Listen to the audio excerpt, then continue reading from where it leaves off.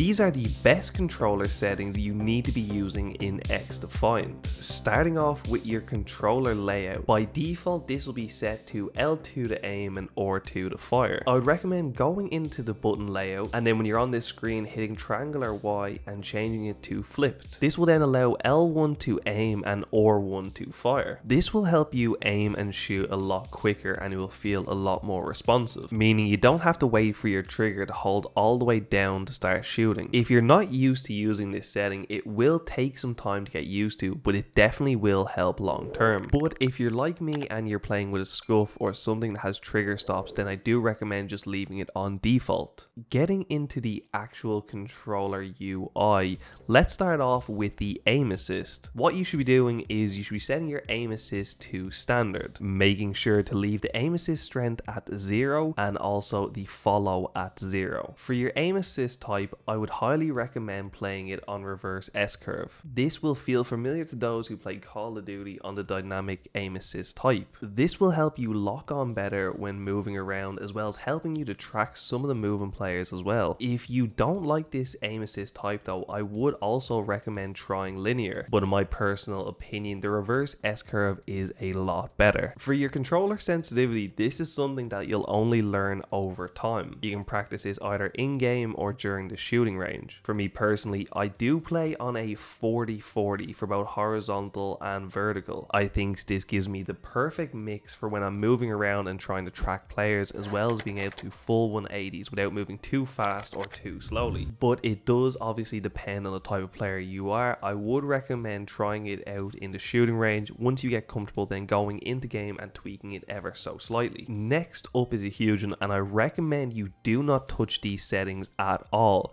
making sure your controller look aim sensitivity factor and your scope look sensitivity factor are both on 1. This means it will have a consistent sensitivity when ADSing, and for your dead zone it will differ from player to player. My controller is relatively new, so I don't have any real stick drift yet. During the previous beta I was playing on a 4-4 dead zone, so I would recommend lowering it if you have a slightly older controller, anywhere from 4 to 6. Next up is something really important, and that's for your acceleration speed multiplier. For this, I would recommend putting it all the way up to a max of 2. I promise you, this will make your gameplay feel a lot smoother when you're trying to aim and move. And then lastly in this section is just for your controller vibration. I would recommend turning this off. This will feel weird for your first few games if you're not used to it, but I promise you will feel a significant difference to this in the long term, especially when you're doing them long hours of gaming. For your gameplay UI, I recommend starting by adjusting your field of view to 120. This will allow you to have a wider field of view, allowing you to see more of what's in front of you and around you. Make sure as well that you also have your ADS field of view to consistent, as not to mess up your FOV when aiming down sight. This will mean that the FOV will be the same when moving, jumping and ADSing. Make sure you keep your ADS behavior to hold. For your ADS sensitivity transition, I also recommend leaving this on instant, as well as leaving your melee during ADS to off. This next one is very important, and that is to leave on aiming interrupts reload. This is probably one of the most important settings in the entire video. This will allow you to cancel reloads during fights, especially when you reload out of habit and run into a player when you still have a few bullets left of your gun. This will allow you to instantly cancel the reload and get them shots off without needing to finish the animation. Instead of having to swap to your secondary and back to your primary, you can simply ADS and your gun is ready to shoot again. This is something that I found to be one of the most useful tips, and I learned from my previous mistakes in the other betas, and there's no doubt that this is one of the most important tips in the entire game. For crouch behavior, I have it set to toggle. This will allow you to learn the movement mechanics so much easier, such as bunny hopping and also crouch spamming to win your gunfights. For sprint behavior, I have this as tap, once again making the movement feel a lot smoother. For auto sprint, we have this as off, and sprinting interrupts reload to off as well. Like I said before, movement is huge in this game, and having the ability to run and reload is a huge advantage. If you leave this as on, it means you have to stop at a walking pace to reload your gun. And in a game when movement is king, this is a setting you definitely need to keep at off. For sliding behavior, we have kept it on tap. This allows you to slide spam across the map, giving you more speed. This is a setting that most movement players are using in their clips,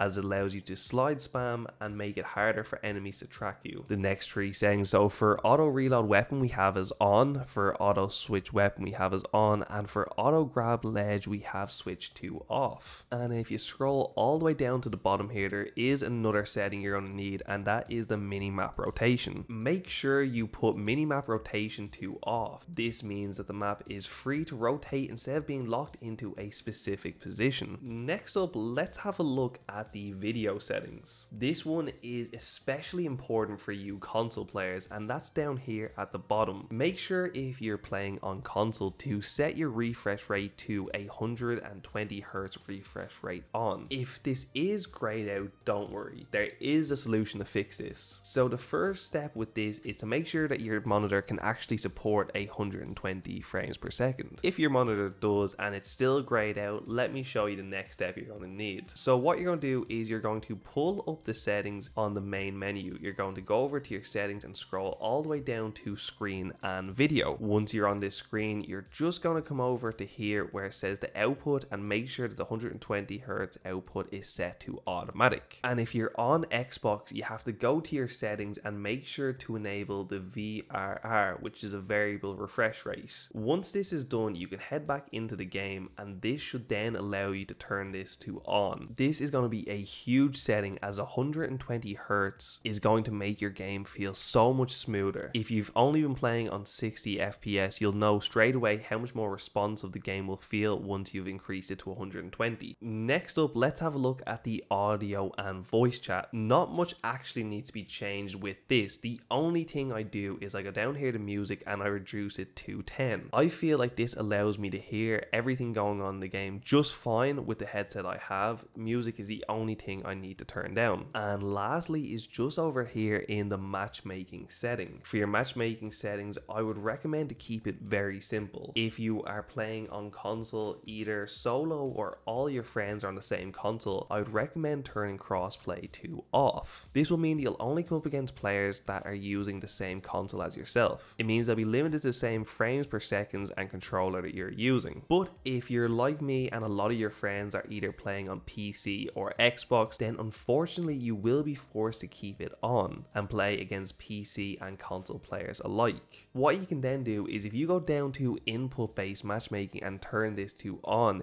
it will then mean you'll only be coming against other players using the same input as yourself, i.e. keyboard and mouse or controller. In my personal opinion, these two settings don't make a huge difference, as there is no skill based matchmaking anyway, meaning that there's always a good mix of good and bad players for each platform and in each lobby. So really quickly, just to fly through it again, if you need to copy down any more settings here, we're going to fly through them again. So for my button layout, as I am on a scuff, I left it at default. For my aim assist, it is on standard. You can actually lower the aim assist strength, which actually increases the strength you have, but I think 0-0 is perfect. You can mess around with the aim response curve. Linear is good, but S curve is a lot better for them players that are used to movement and playing FPS games for a very long time. For my sensitivity, it's 40-40 with the look factors at 1-1. My dead zones are kept at 10-10, and acceleration speed multiplier, please try this on a 2 or maybe a 1.5. Me personally, I prefer it on a 2. I have seen people say try it out on a 0, but I think it's just something about it on 0 doesn't feel right. I do recommend playing it on a 2. Then all you have to do is go to the bottom and make sure the controller vibration is off. Then we're going to go up to the gameplay. Once again, not much really changes here. It's making sure that you have these settings though, because they are important long term. For field of view, you can play with anything from a 95 to 120. For myself, 120 just feels the best. For your ADS field of view, make sure to keep it on consistent, ADS behavior on hold, ADS sensitivity transition on instant, for melee during ADS off, aim interrupts reload on, crouch behavior toggle, sprint behavior tap, auto sprint off, for sprint interrupts reload as off, slide behavior on tap, auto reload weapon weapon on, auto switch weapon on, auto grab ledge on off, and then at the very bottom make sure the minimap rotation is also on off. So that's it for the video anyway. Hopefully you do enjoy these videos and they do help you out. If you found this video helpful, be sure to smash that like button and subscribe to the channel. We will have loads of XDefiant content coming out over the next week to 10 days or so. So if you're interested in keeping up to date with all the best settings, tips and tricks, be sure to subscribe to the channel. We also have a Discord which is linked down below where you can find other players to queue with if that's something that interests you in. Apart from that, check out the other video which is up on screen right now, and I'll see you all in the next video.